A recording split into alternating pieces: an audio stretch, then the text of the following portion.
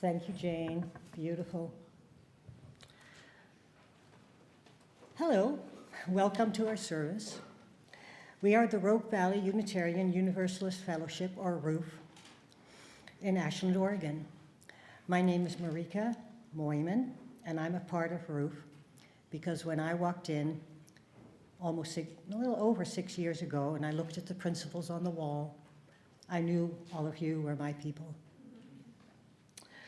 We're happy to welcome you to our service, both online and in person. We want to especially thank the members of the stream team who are helping make the online service happen, and the members of the neighborhood team who welcome the on-site congregation and provide coffee hour. We invite you to sign up for our mailing list on roof.org. You will receive a weekly email that gives you all the information you need to make your decision about whether you'd like to join us on Sunday morning on-site or online. You will also learn about other great things going on at RUF. We're glad you're with us for this service, and we invite you to join us in our mission, embracing diversity, empowering connection, and engaging in the work. We begin each service by acknowledging that our building is built on land that began as the home of the Cow Creek Umpqua, Takelma, Shasta, and Algonquin people. We remind ourselves that Indigenous people are part of our communities and continue to experience the effects of colonization. We are committed to fighting for the worth and dignity of Indigenous people, both in our community and around the world. These services are a part of that work. Welcome, and thank you for being with us.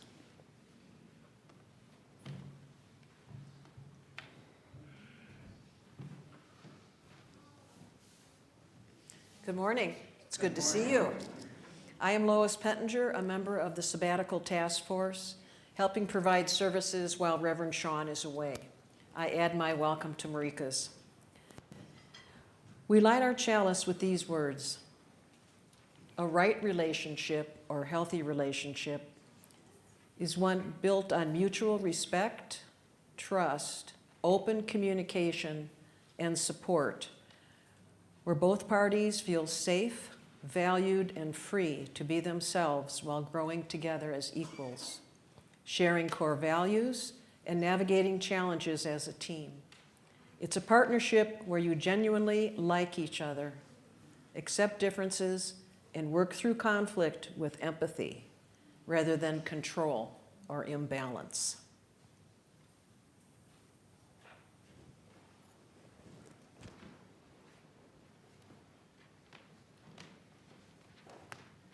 Good morning. Good morning. Nice to see everybody here on this beautiful day. Is my mic not working? Oh, there it is. Okay, good. So our first hymn this morning is in your teal hymnal, 1008. Please rise in body or spirit and sing with us, When Our Heart is in a Holy Place. This was written by Joyce Poley, a Unitarian in Vancouver. We're going to sing the first 2 verses.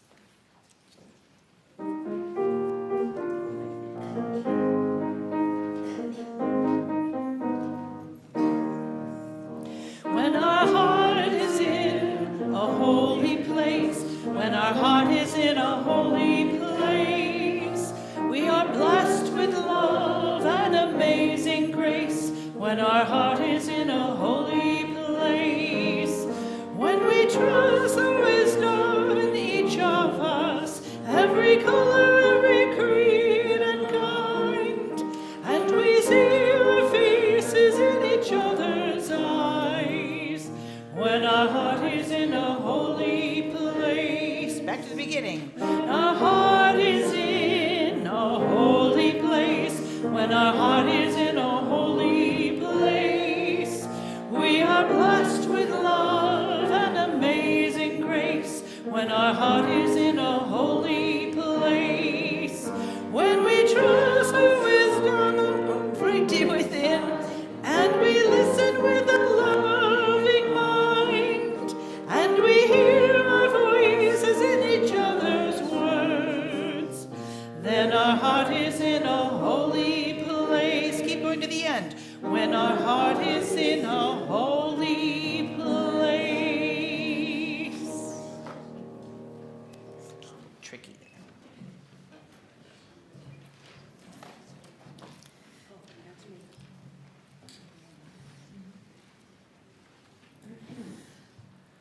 Good morning. Good morning. I am Kate Cleland-Sipfley, a member of ROOF's anti-racism team. The theme for this month's Sunday services is resilience, a quality that has sustained displaced peoples over the eons as they wait through that long time to go home. I recently learned about the forced exile of Chagosian people from 3 islands of the British-controlled Chagos Archipelago.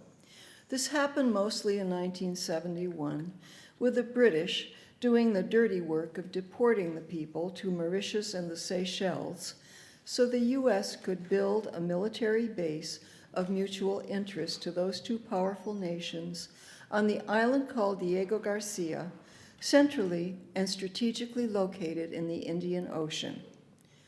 The Chagosians descend from enslaved Mozambican and Malagasy people brought in by the French when it was their colony, and after the British took over in 1814, they brought enslaved Malay people from East Asia.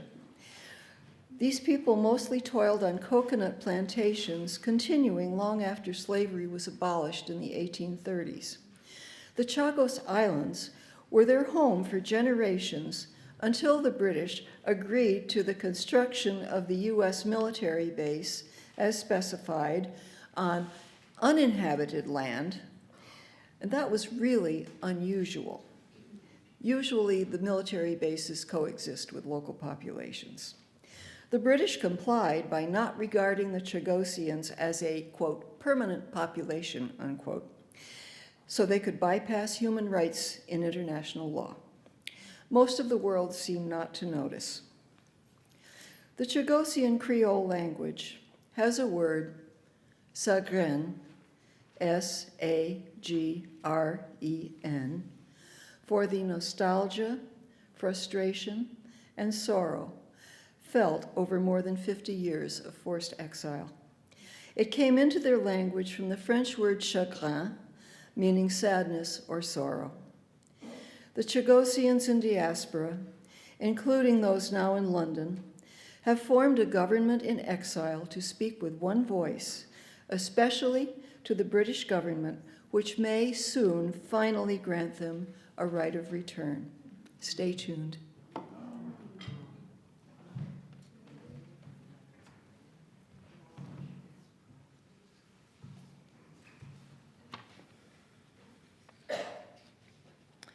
Each week, we light a candle to lift up our hope for peace in the world. Today, I'd like to invite us to focus on our intention for peaceful human relations right here in our own community, as we come together to learn and share about our covenant of right relations. We also want to acknowledge our protest to the Trump administration policies that have led to loss of life, both in Minneapolis, Venezuela, and the larger world.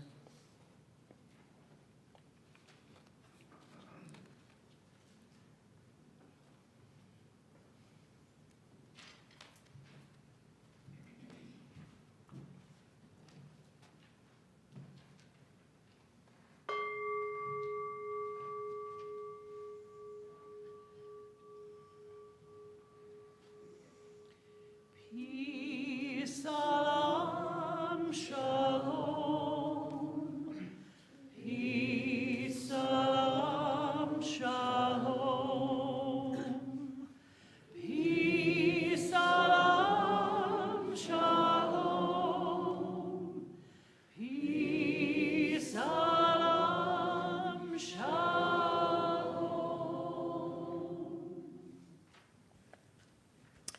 I invite the children, the young at heart, anybody that can make it up here and sit down to come on up and listen to the story.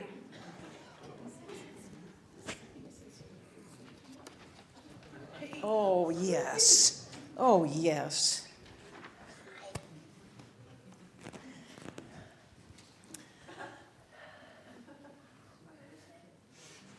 Mitzi, I knew you'd make it. Well, I'm sorry there's no pictures, but this story, it just was too good for me to pass by. So the name is A Rumor Takes a Wing, a Bengal folktale. Once upon a time, there lived a pundit. This is kind of an expert. One day, he was crossing a field on his way home. As he walked, he suddenly felt something stuck in his throat and started to cough. The object came up to his mouth. Oh God, what on earth is in my mouth, he thought. He was finally able to spit it out. Why, it's a heron's feather, he thought, amazed. He could not understand how it had come out of his mouth. I just cannot imagine how this happened, he pondered as he walked. He soon reached home and told a friend about it. The strangest thing happened to me today. A hair and a feather came out of my mouth, he told him. His friend was as puzzled as he was. It doesn't make any sense, he said. Don't tell anyone about it, warned the pundit. People might think it's a bad omen or something. His friend agreed, but soon the desire to confide in someone became too great. I just have to tell someone or I'll burst. I'll go see if the neighbor is home. So he went next door to have something to tell. I have something to tell you, he said. The friend told the neighbor the whole story. Perhaps it was the way he told it, but the neighbor got the impression that several feathers had come out of the pundit's mouth. That's incredible. Promise me you won't tell anyone, begged the pundit's friend. Promise me you won't tell anyone. We are worried enough as it is. My lips are sealed, promised the neighbor. You don't worry about it, though. Such things happen to people all the time. I'm sure it's nothing. The neighbor was thrilled with the story. I have to tell someone, he thought as he was finishing his chores. The Dobie's wife passed by. Hello, come here. I have something to tell you, said the man. What is it, said the Adobe's wife. Did you hear what happened to the priest? Said the neighbor, and she told the story with such enthusiasm that it sounded like a whole heron had come out of the pundit's mouth. Oh my God, said the Dolby's wife, it's unbelievable, especially since the pundit is a vegetarian. You can never tell. Although sworn to secrecy, the Dobie's wife told her friend that herons had come out of the pundit's mouth. The friend told her husband it was a flock of herons. The story spread and changed to hundreds of birds of different sizes. Huge crowds thronged to the pundit's house to see this miracle. No bird came out of my mouth, insisted the pundit. However, no one listened. Finally, the priest ran out the back way into the forest and hid there. After several days, people got tired of waiting. I guess the story was false after all, they said, and left. That's it. You've never shared something, have you? Huh? In secrecy? Of course not. Thank you for listening. We love our children. Let's sing them out. May your hearts be open to new learning. May your lips bring truth into the world. May your hearts know love and your hands do the work of justice as you go your way in peace. As you go your way in peace. Today's Joys and Sorrows. Every few weeks, we come together in community to tell our stories and to acknowledge the events that shape us. Grief and joy, love and loss, challenges and celebrations. In some ways, this is the season of joy and sorrow, of gifts and grief. Certainly, the world has been full of both. Sharing our joys and sorrows helps us live the part of Roof's mission that urges us to empower connection. We are connected by our shared humanity and our love and care for one another as we share and as we bear witness to each other's lives. If you have recently encountered a milestone in your life, we invite you to share it with this community so that others may be touched by your joy or help bear the burden of your sorrow. We ask you to come forward to this microphone to share and tell us your name, then briefly share what is on your heart. We remind you that what is most tender may need to remain in silence, especially as our services are publicly streamed and archived on the internet. This makes it most important that you share only for yourself and with mindfulness of what can be public. If you choose to share or if you remain silent, we are grateful that you are part of this community of care. Our hope for these next few moments is to create a sacred time and space to hold the joys and sorrows that are part of our lives. I invite you to take a moment to gather your thoughts and then come forward to share what is in your heart. Please come forward.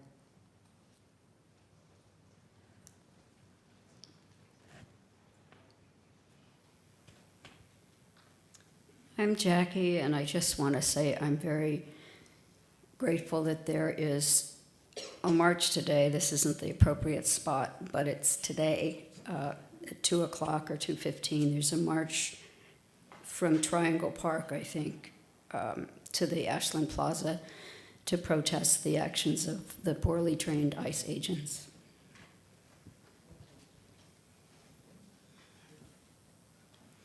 Good morning, I'm Shira, longtime member here.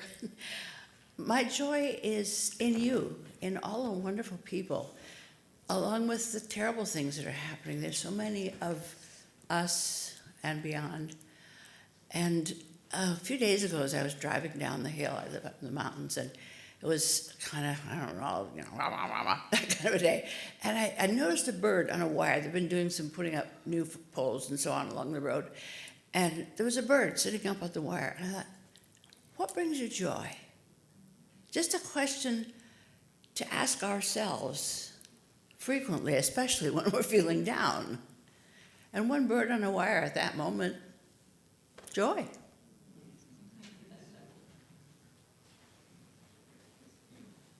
Hi, I'm Ann Taylor, and I just wanted to say, hi, I'm still here.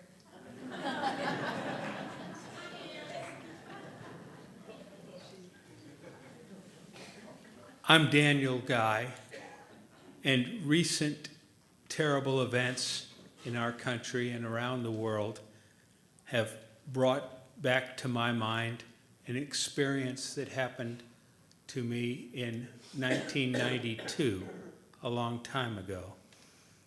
I was still a minor cog in the war machine. The only time I was mobilized, ordered to active duty, was in the California Army National Guard as the Rodney King riots were burning down Los Angeles.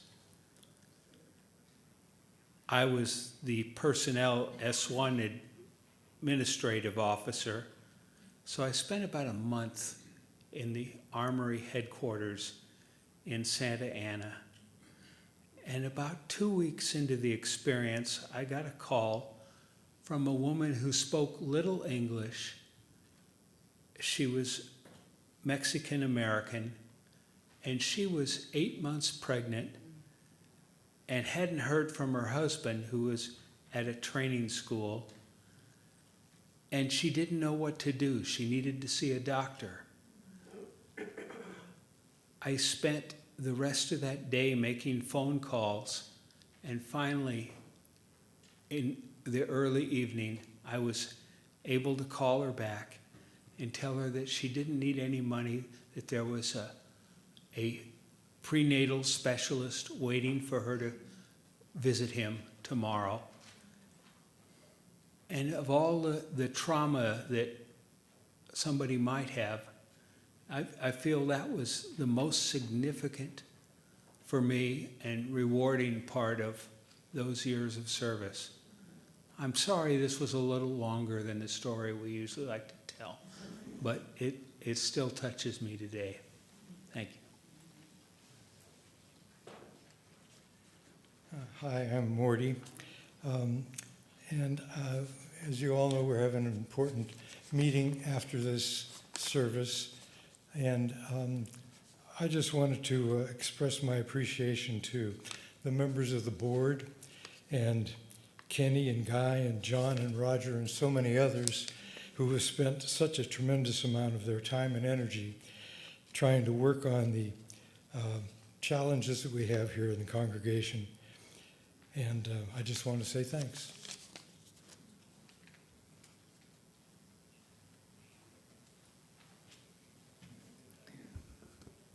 I'm Ellen Gardner Hauk.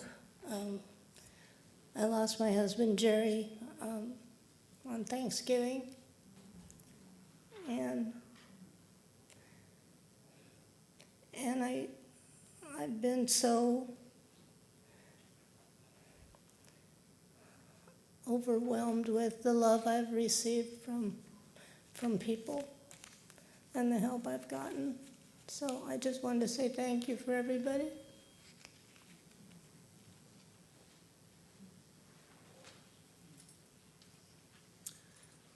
I'm Guy Wolfing, the other guy.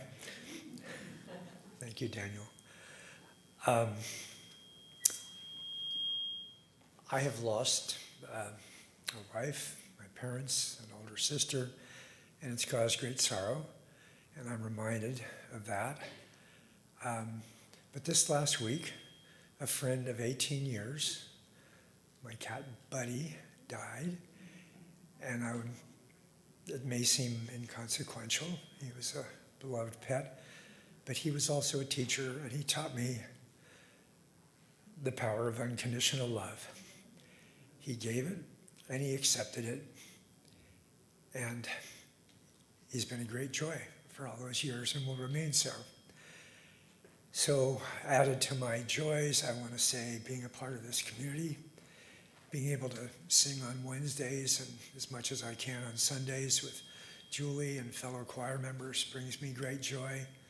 My friends up in the stream team, great joy. And in recent months, coming to know people like John and Roger and Kenny at a much greater depth, much joy, and I'm grateful.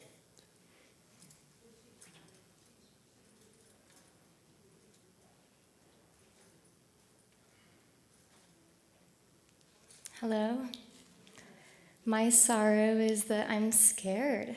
I'm scared of the times that we're living in. I'm scared of being up here speaking with all of you. I just want to express my gratitude for this community that has held me through 2 pregnancies and 2 births and the journey of breastfeeding. And I'm currently going through the separation of this is my body, this is your body, as they grow up and as I can no longer handle having them on me. And my joy is to thank this community for holding me and my children.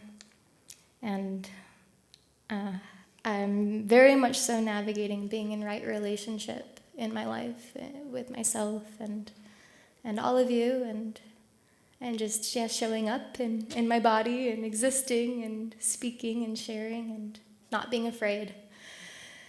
Not being in fear. There's so much love, and I feel that every week here at the Sunday services, and it really does feel something in my life. It gives me a spiritual strength that I would not otherwise have. It's currently the only consistency I have in my life as I navigate what to do with it next, as I separate from them. And Liam is starting school Monday morning, which is big beginning. Anyways, bless you all, and thank you for having me here and welcoming my children when I bring them.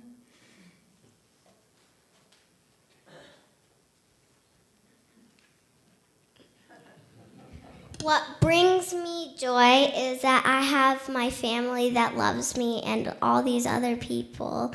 And I just want to have a shout out to my dad over there and my mom, who is actually home right now. So thank you, everybody. My name is Lee Johnson, and I'm here visiting from Minnesota. And as you might imagine, my thoughts have been back there with the horrible happenings that have been going on. I have two sisters here, one in Medford and one in Ashland. And I was here at this church last year when I visited one time. And with all that's been going on in Minnesota and around the world, of course, I wanted to come to a place where I felt comfort. And I thought of this. And so I thank you for allowing me to be here. And please keep Tim Walsh and Renee Good and her family in your hearts and thoughts. Thank you.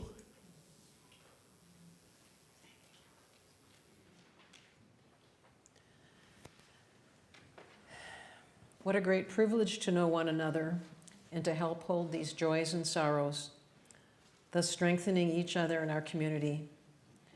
May these milestones and the ones that remain unspoken in the quiet places of the heart be held with tenderness and love.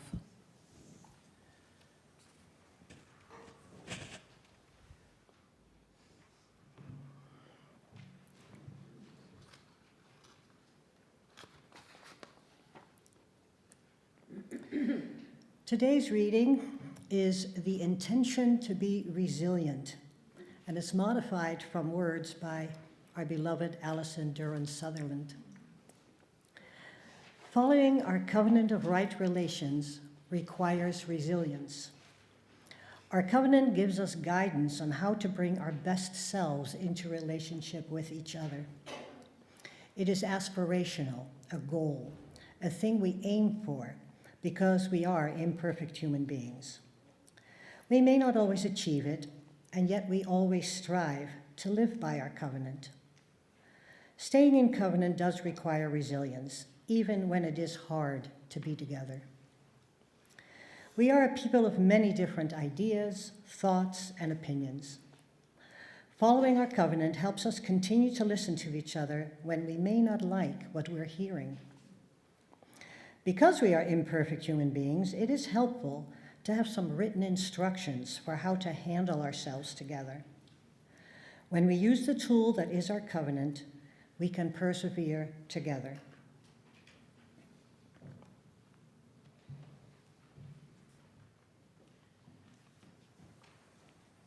We have written instructions. I don't know how often we read them, but they're there. Today's service will be a little bit different, a bit more interactive. And when we sing ourselves out, I would hope you would leave with insight to your personal relationship with our covenant of right relations. I'm going to ask you to talk with each other today as we think about our covenant, remembering it's often not easy for some of us to speak spontaneously. Let's trust that we really want to hear what each other has to say.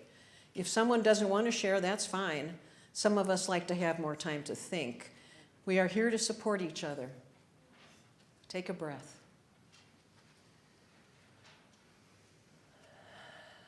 I would like you to speak to each other.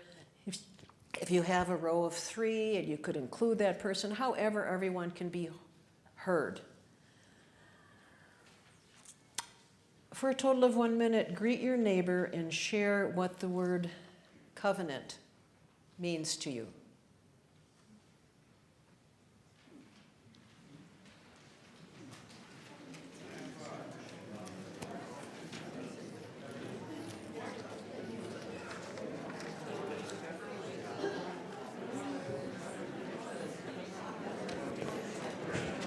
I love it when they're talking to each other.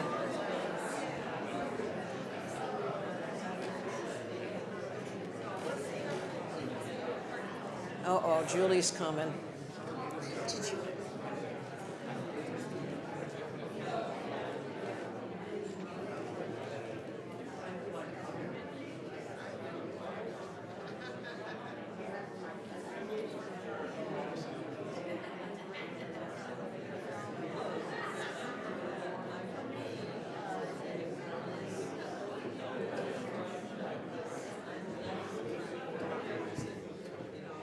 10 seconds.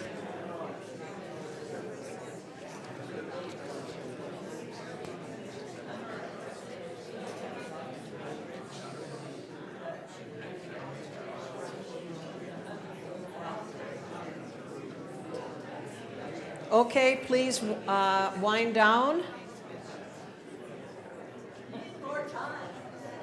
You want more time? Another minute, you got it. Keep talking.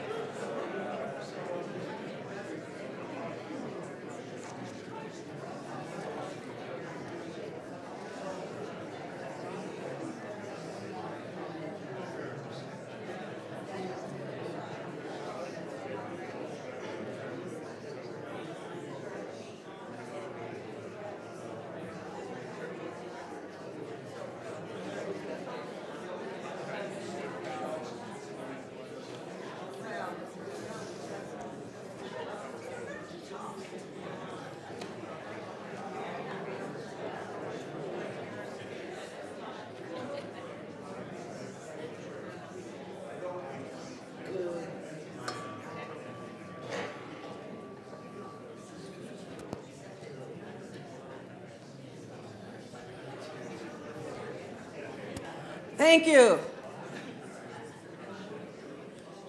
Did anyone mention the word promise?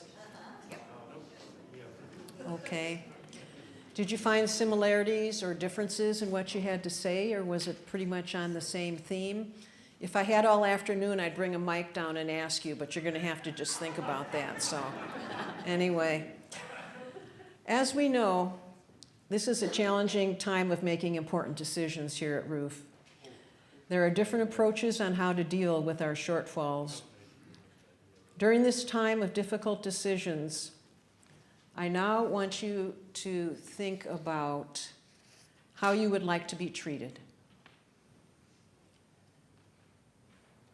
Be specific. What does it look like? What does it sound like?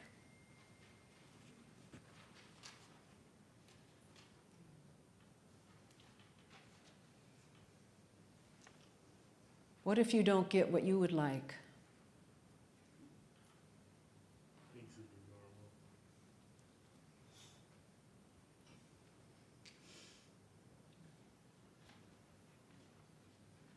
Share with someone if you're willing. How do you want to be treated in a time of difficulty, of differences of opinion, different values? If you're willing, talk to each other.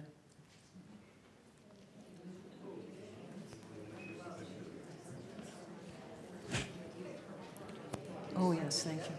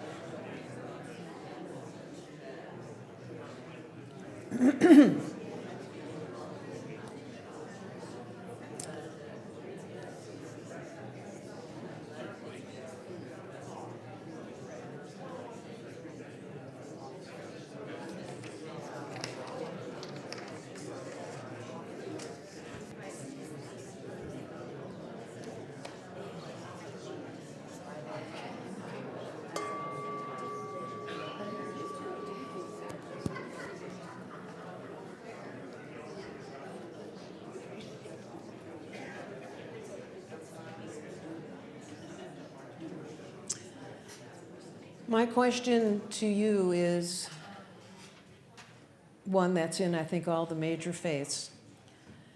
Are you willing to treat everyone like you would like to be treated? So the people that sometimes we assume we know what their motives are, that's kind of a biggie. So anyway, just think about that. Treat others like you would want to at this particular time. What gets in the way for you to do that? If you're in a situation where you're angry and you know you're right and they're wrong, and they're wrong, what gets in the way to listening to that person or looking at their point of view or engaging? Because we know the very first step in conflict is to talk directly to the person that you disagree with. And I believe, and I will say this is my opinion, that we have skipped this step very often in the last few months. So as I go on, I want you to know that this is not this, but just right relations takes practice, and we're all in it together. And I'm going off script, so anyway, here we go. Our former, how we behave towards each other tells us who we are. Our former UUA president, Susan Frederick Gray, writes about covenant. We sometimes wrongly say it is the absence of creed that is most important to who we are as Unitarian Universalist. This is wrong. Any one of us could practice religious freedom at home on Sunday mornings. We could practice religious freedom all day long, every day, and never come into community. It is the covenant that brings us out of isolation, covenant that brings us out of selfish concerns and out of individualism, to join ourselves to something greater, to become a part of a community that is working to practice love, to dwell together in peace, to seek knowledge and wisdom together, to find better ways to live our lives and live in the world. Our covenant helps define the answer, how shall we be together? I believe we have developed a culture here that includes compassion and caring, and that is at the basis of who we are. I believe we truly love each other. We just forget sometimes that we as individuals are not the center of the universe. A number of years ago, we had conflict that escalated to be very unhealthy. There was intense disagreement. We had stopped talking to one another in a compassionate manner. We'd taken sides. There was lobbying, gossip, misinformation. In September of 2013, we had the Healthy Congregation Committee come and spend some time with us, and they came up with a report. This issue is so important to me because I was a member of the team that tried to implement their suggestions. So I could never in the world want to see my beloved community at war with each other. So I don't believe that we're there, but boy, there's always the potential if we don't stop and listen to each other. One of the recommendations was to work together to create a new covenant of right relations at that time. The committee at that time sought input and developed the pamphlet you have in the order of service. Who is familiar with the Covenant Committee? Okay. It's the third leg of the tripod, which is the minister, the board, and the Covenant Committee. I am going to skip a little bit because our time is going, but the mission statement of the Covenant Committee is to promote and strengthen the well-being of the congregation's total ministry by providing education, facilitating healthy communication, and continually assessing the quality of the whole church ministry. A subset of that committee is the Committee of Right Relations, and I draw from their covenant. Our work is to hold with reverence the sacred trust put in us by the Ruth congregation to educate all members in the processes and skill sets necessary for reconciliation. We strive to lead all our members to clearly hear and see each other as we grow in loving affirmation, empathy, and the courageous objectivity to see our individual and group strengths and grow growth edges. In other words, the Committee of Right Relations is here to keep us stay in covenant.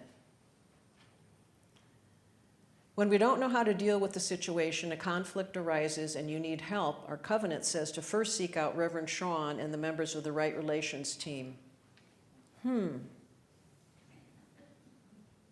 We don't have a covenant committee or a Right Relations team. And we used to. There was a member of 5 members, and their job is really kind of to keep us on track. And we haven't had that. So during this time, it's been very hard to know where to go. So I'm making an appeal. If you feel like maybe you have the skills, maybe you have some background in counseling, or you're a very patient person and you can be with people and listen and encourage them to do the right thing, or go with them if they need to talk to someone, because I don't know why it's so hard, but when you're in conflict with someone, you just don't want to talk with them.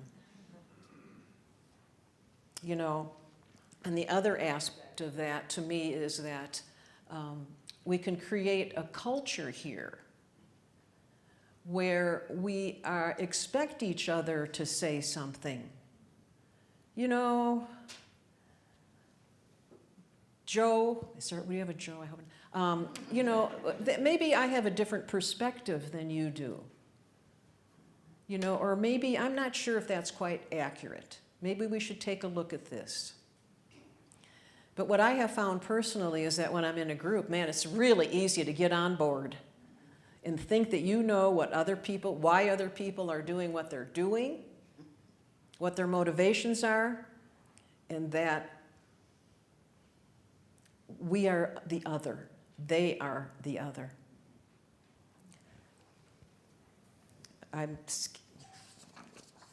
Okay. I want you to take a look at the covenant of right relations that you have in front of you.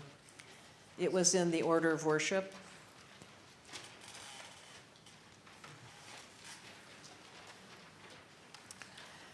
I will be honest with you. This is different than the covenant that is on the back of the order of worship. I made a decision. I like this one better. It's more specific. This one was the one that was made in 2015, and the other one is a little bit more recent, trying to just make things a little bit more less wordy. I like this because I'm a very linear type of person, and I like to be told, what does it mean to behave, basically. I don't want to go through the whole thing, but I want to take a look at number 2. I will honor and support the work of the ministerial and lay leadership of our congregation. I will keep myself informed about issues and policies as information is made available. If I object, I will exercise my right of conscience and respectively express my views for consideration.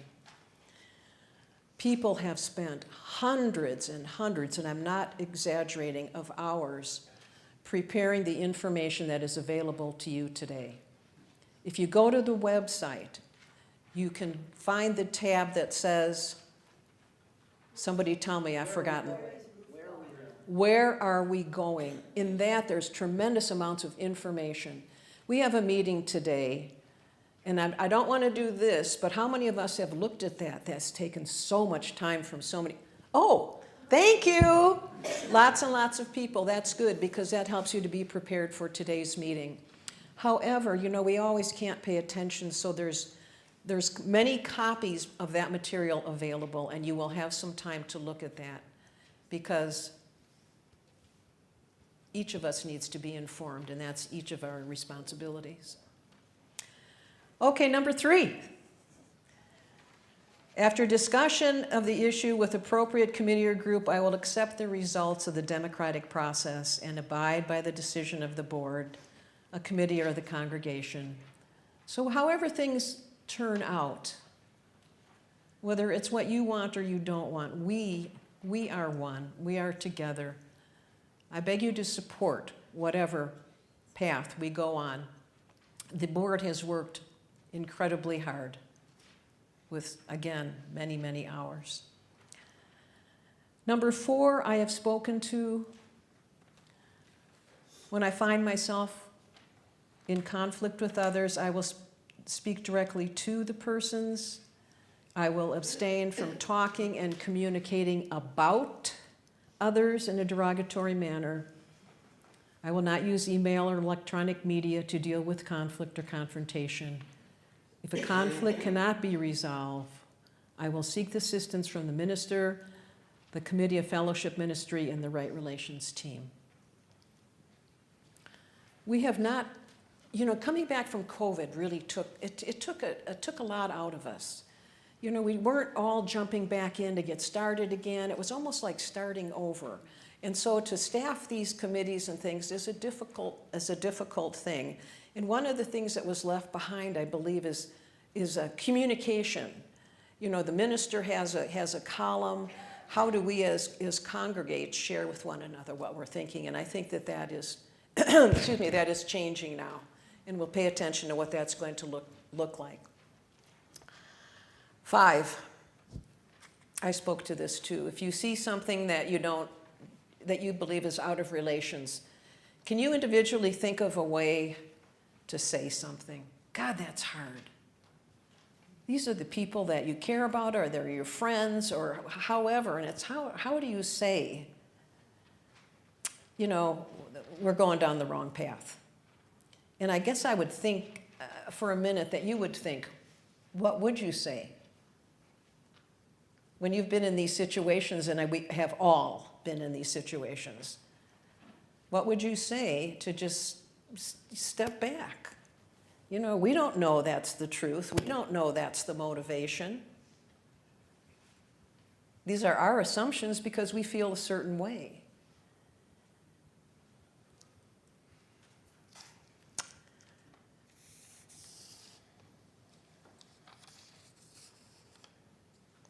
What I would say would depend upon the person. I am gifted to have been here long enough to know a lot of you, most of you, and it's so much easier when that's the case to be able to say something. But it's not a big deal if it becomes part of our culture. If this is what we do. I believe we love Ruth and each other. Conflict is inherent in our humanity. We have not had a place to go or a resource to turn to for help with our behaviors. We are all at different levels of understanding and engagement, and I believe people are working very hard to correct that. We have been invited to many meetings with the board to seek clarification on proposals. We have been asked to answer a survey of 3 questions, the results of which we heard after last week's service. And now we have a new avenue of communication, a new tab on the website. Where is Ruth going? Let each of us look inside ourselves, pay attention, make informed decisions, and respect each other. I love this congregation. Let's keep ourselves whole.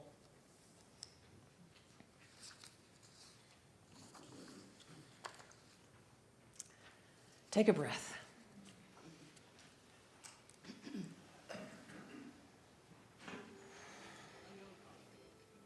Each week we take an offering to support the mission and the work of our congregation.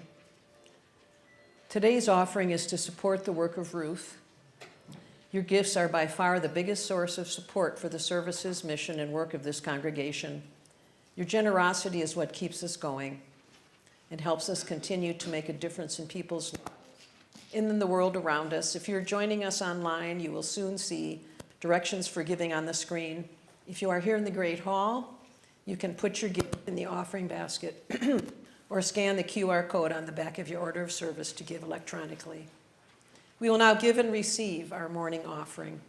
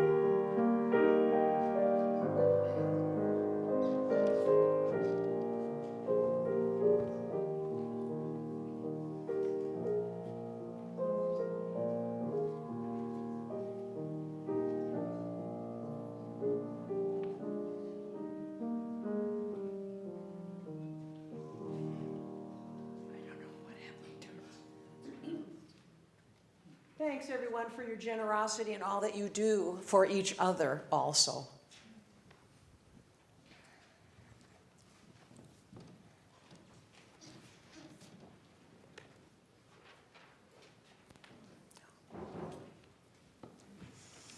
Our closing hymn this morning is one of my favorites in the Gray Hymnal 311, Let It Be a Dance.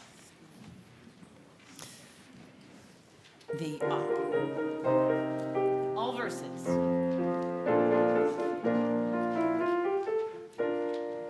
Let it be a dance we do. May I have this dance with you through the good times and the bad times too.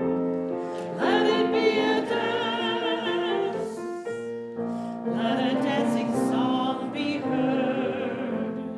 Play the music, say the words, and fill the sky with stealing birds. Let it be a dance, let it be a dance, let it be a dance. Learn to follow, learn to lead.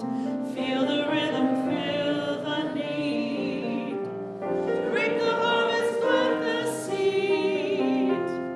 Let it be a dance. Let it be a dance we do. May I have this dance with you through the good times and the bad times too.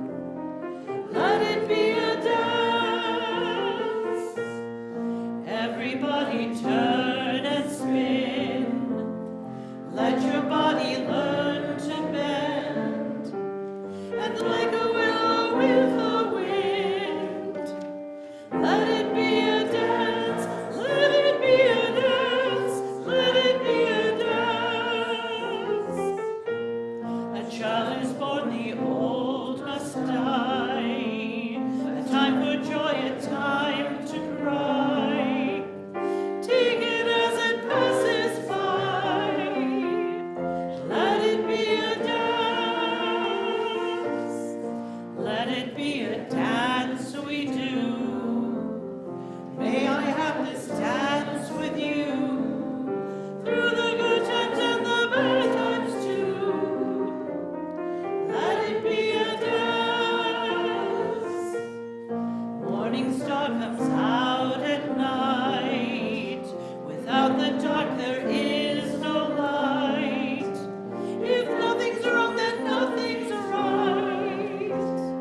Let it be a dance. Let it be a dance. Let it be a dance. Let the sunshine, let it rain. Share the laughter, bear the pain.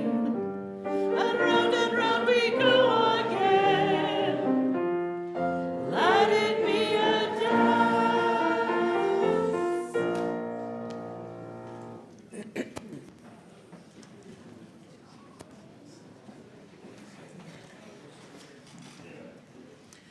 Closing words are by David Augsburger. A group is as healthy as its social contract is clear. A congregation is faithful as its covenant is mutually understood. A minister as effective as the minister's and congregants' commitment to trust and integrity is honored, guarded, and fulfilled. We are this fellowship.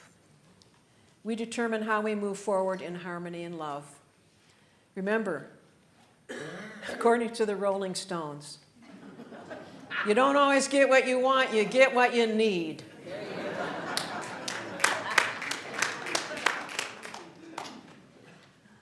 Let us join hands. Please, across the aisle. Here we go. Good job. For we shall go out in joy and come back in peace, and come back in peace.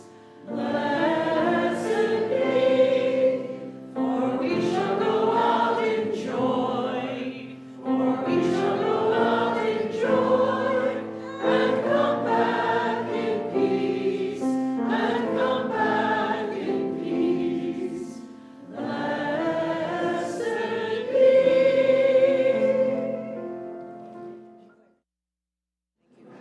Okay, 1 second, everybody, before you go back and get all your wonderful treats. Believe it or not, but this service was actually written before the decision was made to have a Q&A session today. So it's quite a coincidence, but blessedly so.